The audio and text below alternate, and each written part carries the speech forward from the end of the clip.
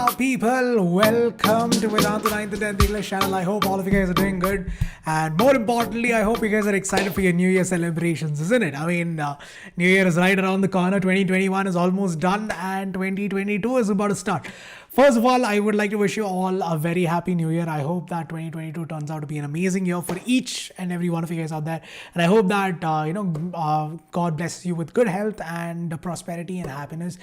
May you as well as your family stay safe during this tough period, and may you get through this safely, right? So anyways, welcome to Vedanta 9th and 10th English channel once again. My name is Anup and this is going to be the session dedicated for ICSE students, because I know that it's been a long time since we have done any sessions for ICSE students, and I know that you have your term 2 examinations coming up as well. So this one is especially dedicated for you bunch to make up for that mistake from our end. So this is going to be the one shot series of sound chapter. As you guys already know, sound is a very important chapter which is which has a lot of important topics that you need to cover in this particular topic, in this particular chapter. Now there are a few important formulas as well. I'll be stating those formulas one after the other, so try to make a note of it, or I'll be even uploading the notes as well. So download the notes and refer to it later whenever you're free.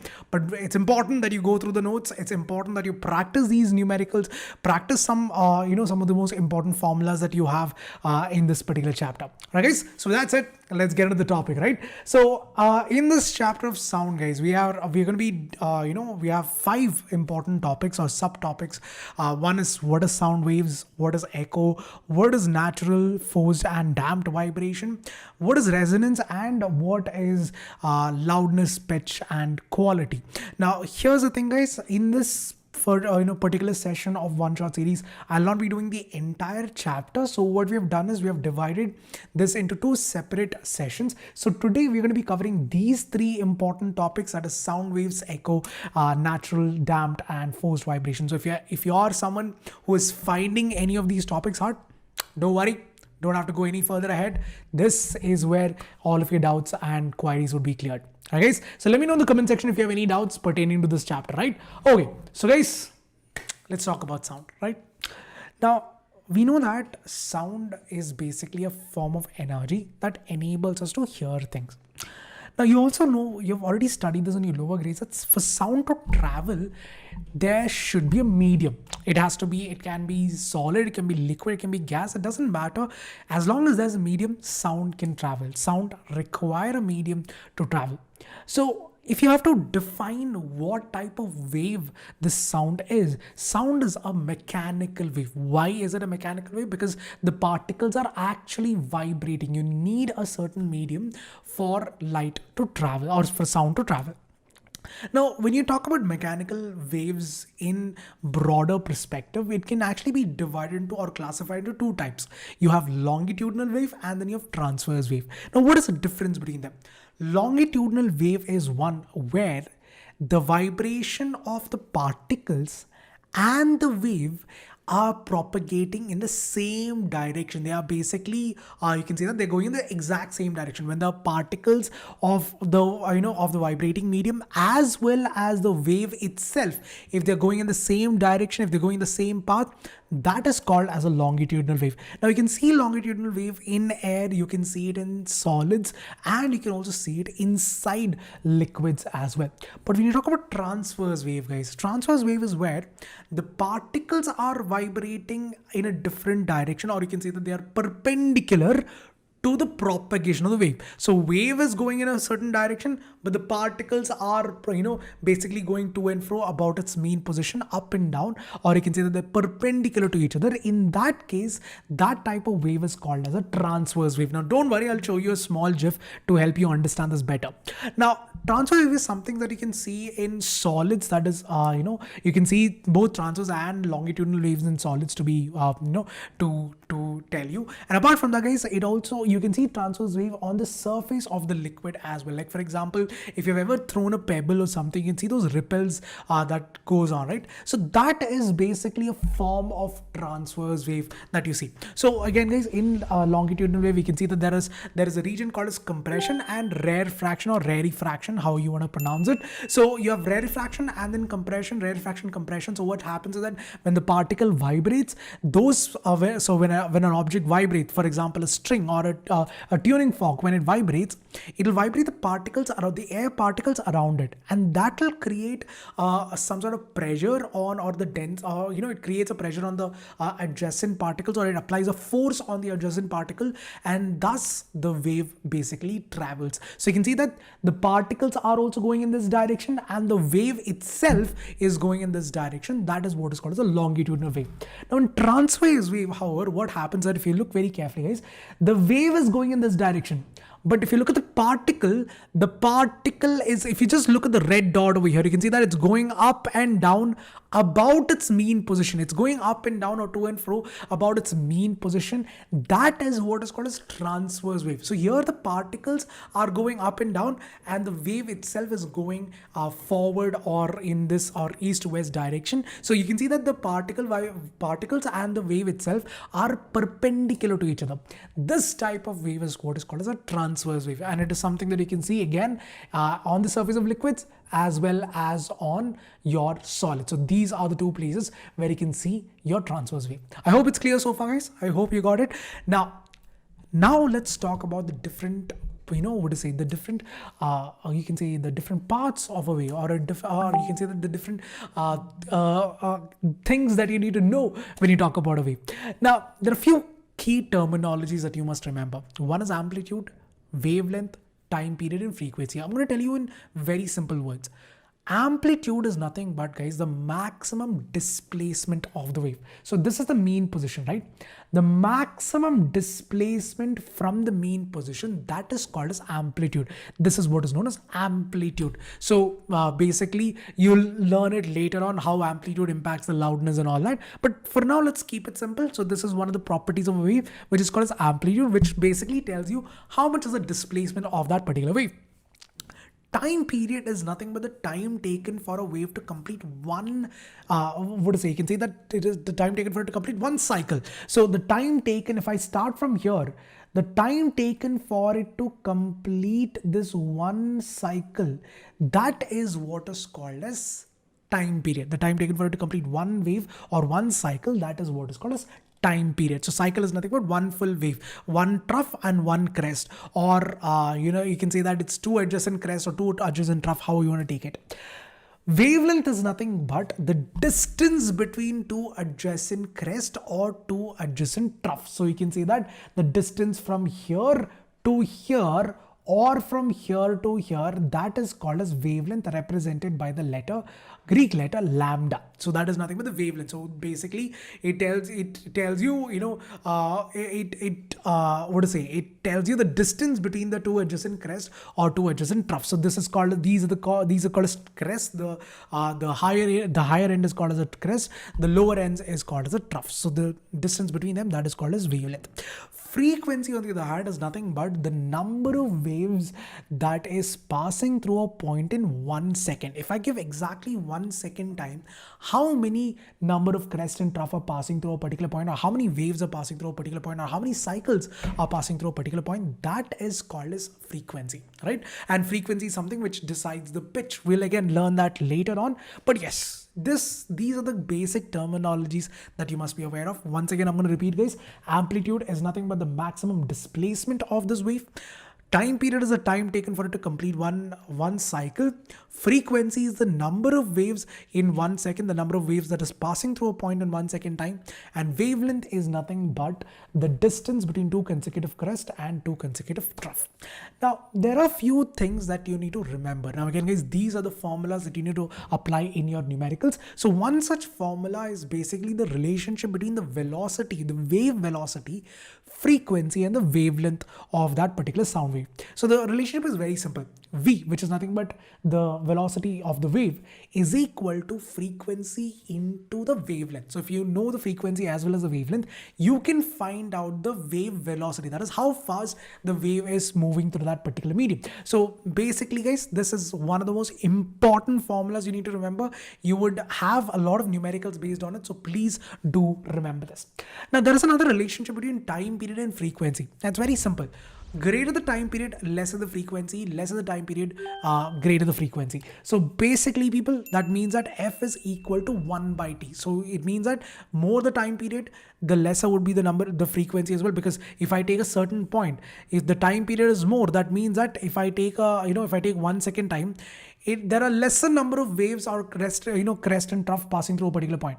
But if the time period is less, then you can say that there are more number of crest and trough passing through the same point in 1 second duration, right? And in 1 second time, there'll be more number of waves passing to that point. So more the frequency, lesser the time period, or lesser the time period, more the frequency. How you want to take it, but yes, f is equal to 1 by t is another formula. Again, a very important one at that, because you'll be asked, you'll be asked numericals based on it. So f is equal to 1 by t is another very important formula.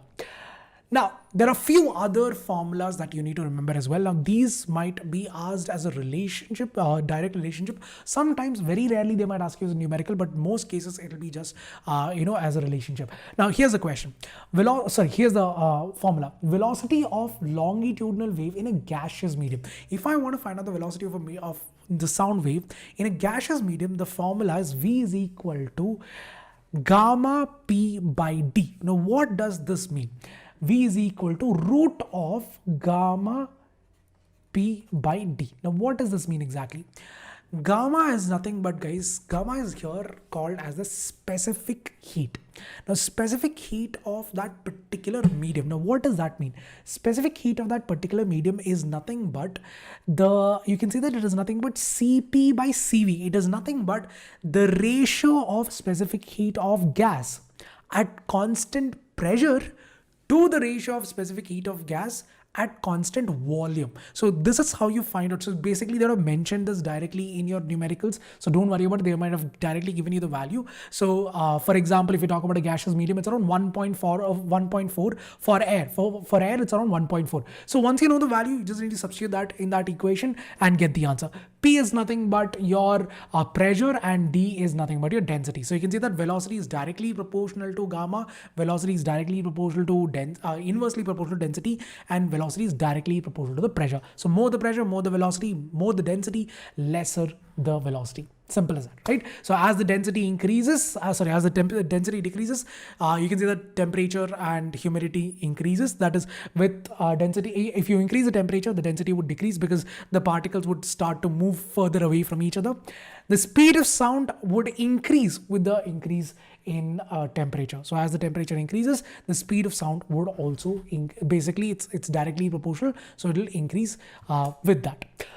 Another formula that you need to remember is this: the speed of transverse wave in a stretched string. So if I talk about solids, right, and solids like a stretched string, like, for example, guitar string or a rubber band and all of that. In that, if I want to find out the speed of the transverse wave, the formula is V is equal to root of T by M, where T is nothing but the tension on that particular string and M is nothing but the mass per unit length, the mass per unit length and the tension on that string. So root of tension on that particular string divided by the mass per unit length, you would be able to get the velocity of that particular sound wave in that stretch string. Now again, guys, this is basically a simple formula where you have to remember just the relationship.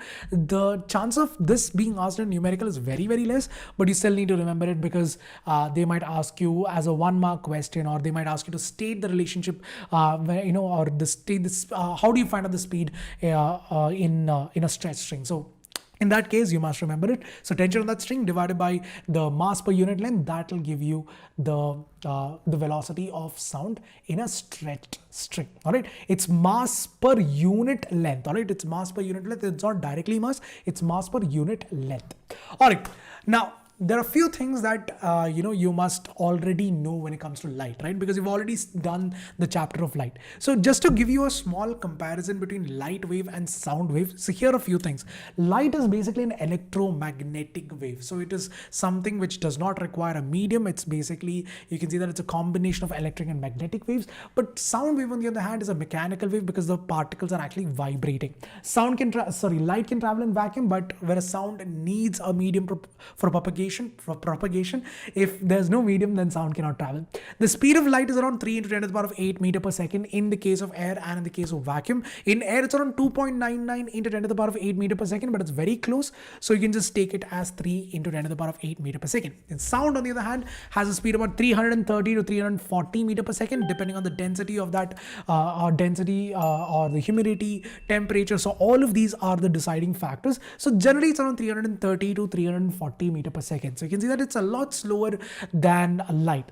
Then apart from that, if we talk about the wavelength of light is very, very small. So it's around 10 to the power of -6 meters. And if you talk about wavelength of sound wave, that's somewhere between 10 to the power -2 to 10 meters. So you can see that it's much more bigger. The sound waves are in terms of wavelength, they're much more bigger. Finally, light waves are transverse waves, which means that the propagation of the wave and the particles are basically at 90 degrees to each other or perpendicular to each other. Sound, on the other hand, is longitudinal in the case of air, but in the case of solids and liquids, it can be transverse as well, depending on if the sound is traveling on the surface of water or on the surface of liquid, then it is a transverse wave. If it is underwater, then it's going to be longitudinal. So it depends on what type of medium sound is traveling in. All right.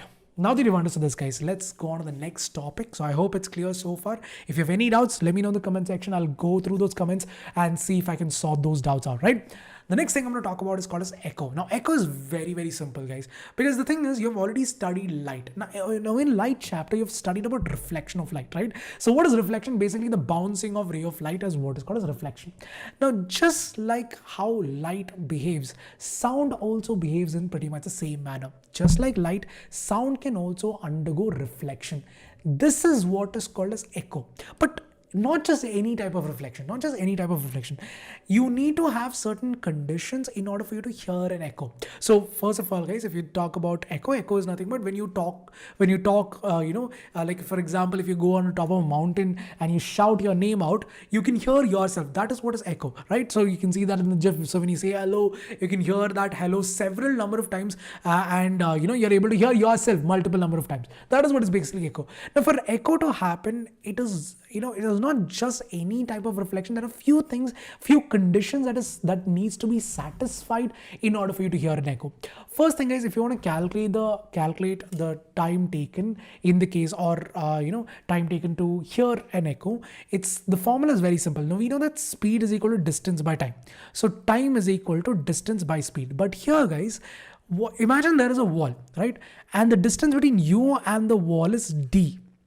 Now that d can be 5 meters, 10 meters, doesn't matter. It's d. Here the sound is going and hitting this wall, and it's again traveling the same distance. So that is why you're able to hear it. So here the distance becomes 2d. D plus D, because the sound wave is traveling twice the distance. So it's going to be 2D divided by S, which is nothing but the speed of light, or in the speed of sound, sorry. You can take it as S or you can take it as V, as they've taken it over here. So velocity of sound in that particular medium, that will give you the time taken for you to hear an echo. And this time taken has to be at least about 0.1 seconds or more. It has to be at least 0.1. You should hear the sound at least 0.1 seconds later.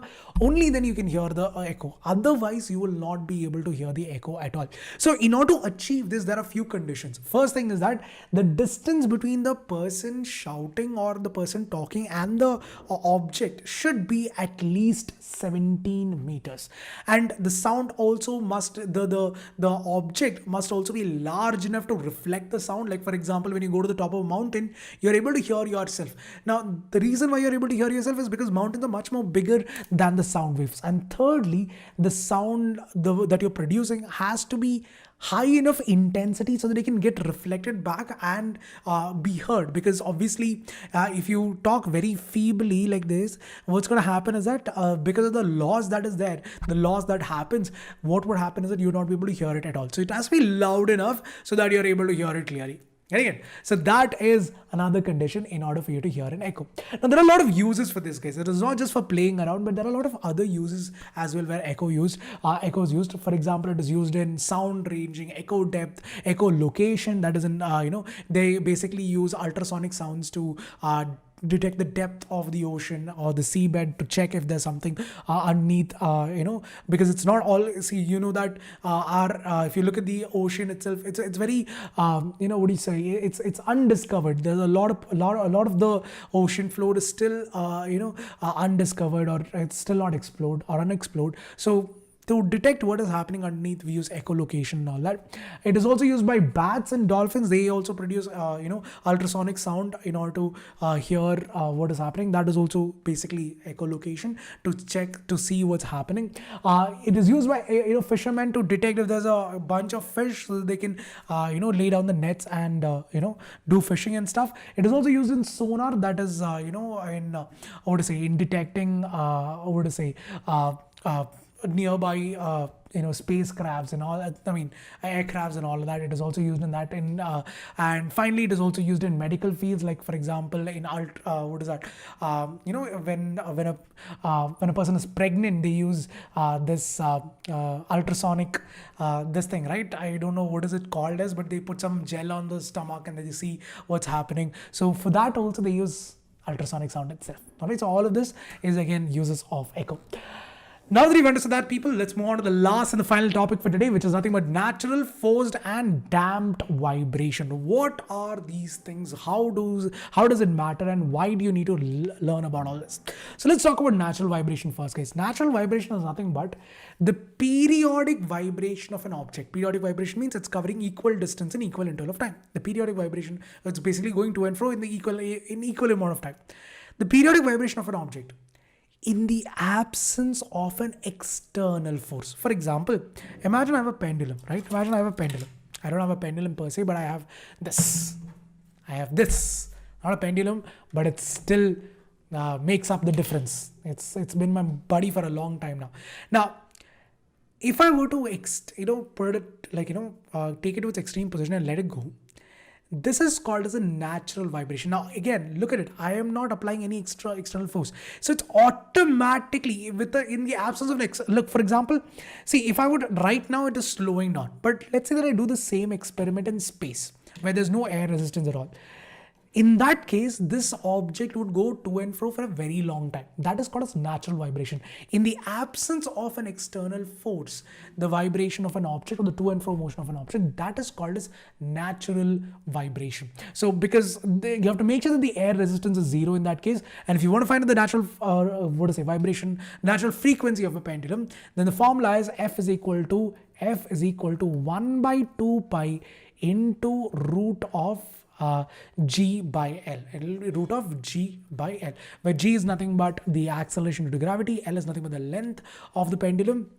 All right, length of the pendulum, and 2 pi, as you guys already know, is a constant. So it's nothing but 1 by 2 pi into root of sorry, why did I write it like that? It's nothing but 1 by 2 pi into root of G by L. This is the formula to calculate the natural frequency of a simple pendulum. Natural frequency, if you want to find out, this is the formula to calculate that. So, using this formula, you can calculate the natural frequency. Again, very important. They might ask you some numericals, or most importantly, they might ask you as a, again, relationship. So please do remember that. If you want to find out the natural frequency of a spring, the formula is 1 by 2 pi into root of K by M. All right. So it's basically the same thing, but the formula slightly gets modified to root of K by M. Here, K is nothing but the spring constant. Basically, it tells you how stiff the spring is, basically. So the formula is 1 by 2 pi into root of K by M, where K is nothing but the spring constant and M is nothing but the mass of the particular object or the load at the end of it. So this is another formula that you need to remember when it comes to finding out the natural frequency of a spring. Now again guys, when you talk about these musical instruments like mridang or tabla or harmonium and all that, all of this work on their natural frequency. They basically produce natural vibration. It's not, see, once you hit it, the sound will continue to to be produced. Like in the case of guitar also, it's not that as soon as you hit it, it'll just stop. Or if you talk about sitar and all, if you just hit it, it won't stop immediately, right? You can still hear that sound that keeps on going, right? So that is because of the natural vibration of the object.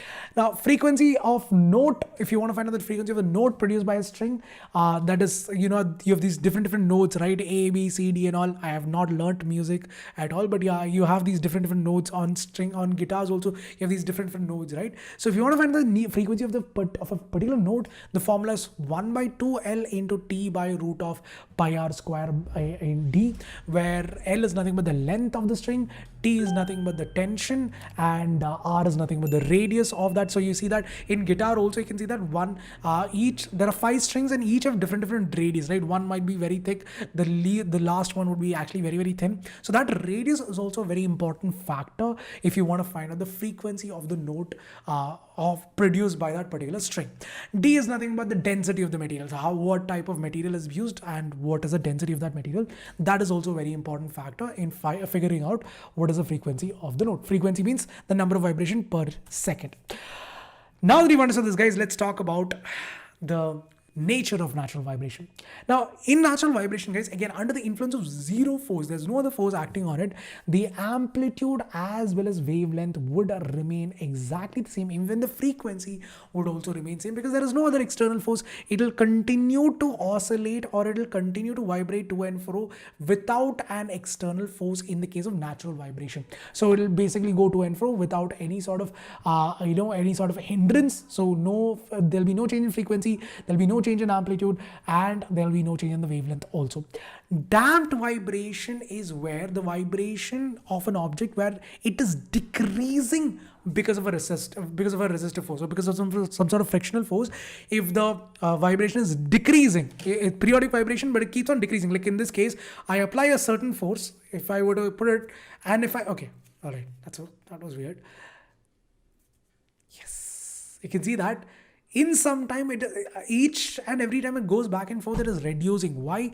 Because of the air resistance that is there.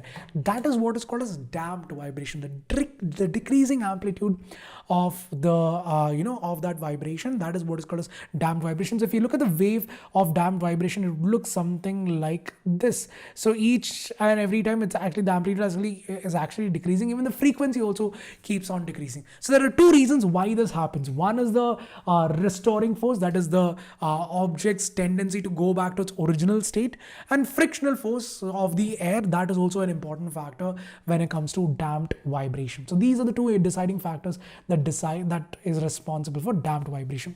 To talk about the difference between natural and damped vibration, guys, natural vibration is where the amplitude of the natural vibration remains constant. In damped vibration, it keeps on decreasing over time. There is no loss of energy in natural vibration. In damped vibration, there is definitely some loss of energy in the form of heat in most cases. No external force acts on the object. The vibration is only under the, basically the vibration is only because of the restoring force. But in the case of damped vibration, there is an external force acting on it. There is restoring force. Along with the restoring force, there is also frictional force acting on it. The frequency of vibration depends on the shape and the size of the object in the case of natural vibration. But in the case of damped vibration, the frequency of the vibration is less than the natural vibration because it keeps on decreasing because of the resistive force that is acting on the object. So these are the difference between natural and damped vibration. I hope it's clear, guys. Natural vibration, once again, it is nothing but the vibration of the object without the influence of any other external force. Damped vibration, on the other hand, is where there is an external force acting on it. The last one, guys, is forced vibration. Forced vibration is nothing but the vibration that takes place under the influence of an external force. For example, imagine that this is this is the pendulum, right? And I'm constantly pushing it. That is called as force vibration, because I'm continuously applying a force. I'm not stopping. I'm continuously again and again, over and over again, I'm applying a force. You can talk about guitar strings also. You're continuously, what is that, pulling the string or stretching the string. That is called as force vibration, where you're constantly applying a force on it. So there are three factors that it depends on. There is frictional force, obviously. There is restoring force also. And apart from that, there is an external periodic force as well. Like in this case also, I am applying force every time it comes over here. So it's a periodic external force that is acting on this particular object. That is nothing but forced vibration. Again, to talk about the difference between forced and natural vibration, again, there is no external force acting on it. Here, there is an external force acting on it. The vibration over here depends on the size and the shape. Here, it depends on the frequency of the force applied as well, how much force you are applying and for how long and in what duration the force is being applied. That is also a deciding factor. Here, the frequency remains constant. Here, it keeps on changing. So it, if you apply more force, then the frequency would also increase. If you apply lesser amount of force, then the frequency might decrease. So it depends on the force applied on the object. The amplitude of vibration remains constant. Here, the amplitude again depends on the force. So pretty much everything over here depends on how much force you're applying on that vibrating object. All right. I hope it's clear so far. I hope you've understood everything so far, guys. Now, what I would like to say is this, that see, we know that we are not taking much sessions on 9th and 10th English channel for you guys, for ICSE students, but do not worry, because even though we are not doing it over here, we are definitely doing it on Vedantu's platform. So if you guys want to prepare with us, and if you want us to aid your preparations for your term 2 examination, you can always be a part of this family, guys. You're always welcome. So all you have to do is basically, people, click on the link that is given in the description, just to give you an idea of what can you expect from Vedantu. Let me tell you that much as well, so that you understand and you can make a right decision based on that. First thing, guys, you can see the entire list of all the sessions that you have on that particular day or for that month, for the entire year. In fact, you can even check out the past sessions as well. So if in case you miss out a certain session, you can always go back to the recordings and watch those sessions at any point in time you want. Not only that, guys, we always make sure that you have a lot of fun along with studying, because it's important to have fun to understand the concept rather than just making it very monotonous, and we understand that. So keeping that in mind, guys, we ensure that every single session has a riddle, some sort of way to release that steam as well. We will have hotspots, leaderboards, fastest fingers list, quiz time, all of this to keep you in check, to see if you're understanding the concepts or not. Every single session will have at least 8 to 10 quiz questions, which means that you're getting good practice within that 1 hour, to ensure that you're able to understand the concept as well. So you'll have fastest fingers list over here. You can see how fast you've answered the question. You'll have stars available for you. That means that you can see how well you've done in that class, how many questions you've answered right. So every answer you get the right answer for, every question you get the right answer for, you'll be awarded a star for it. You'll be getting the leaderboards, which basically tells you how well you performed in that entire session. And you'll also have doles and drum rolls and everything, rockets, everything flying throughout the entire session, to keep you guys, again, to keep you motivated, and more importantly, to make this session, this journey a little fun. You can even talk to the teacher, guys. That is an amazing opportunity over here, because in YouTube, that is not an option. But here, you can even talk to the teacher. All you have to do is, sir, unmute me, ma'am, unmute me. You'll be getting unmuted in the class, and you can actually talk to the teacher and get your doubts solved over there as well. Not only that, along with this, you'll also have something called the doubts panel. If you see over here, you can see the doubts panel. So if you click on the doubts panel, guys, you'll also have a set of class teachers inside the class to help you clear your doubts. So you'll have constant support when it comes to your doubts. You don't have to worry about your doubts at all. Your doubts will definitely be answered inside the class itself. We can even broadcast the doubts, which means that the entire class would be able to see that particular doubt. To give you a small statistics, guys, about 159 doubts were asked in this particular session, and all of those 159 doubts were solved. You see that? All of your doubts will be answered inside the class itself, which means that you don't have to ever worry about your doubt ever not being answered, right? And yes, about 29 doubts were broadcasted as well, which means that the entire class could see those 29 doubts. And if in case you ever want to download the notes, all you have to do is click on these notes wala option. The entire PDF would be downloaded like this, and you can go through the entire PDF whenever you want. And not only that, guys, you'll also be getting micro courses, topic specific micro courses. For example, you're seeing that you feel sound is hard and you want to go through once again, you will have topic specific micro courses running parallelly, and you can join that for free and study over there as well. Not only that, you'll also be getting leadership classes, you'll be getting debate classes, you'll be getting VGTs, that is Vedanta's Got Talent. Lots and lots of amazing content, lots of amazing stuff is all, it's like jam packed with amazing things.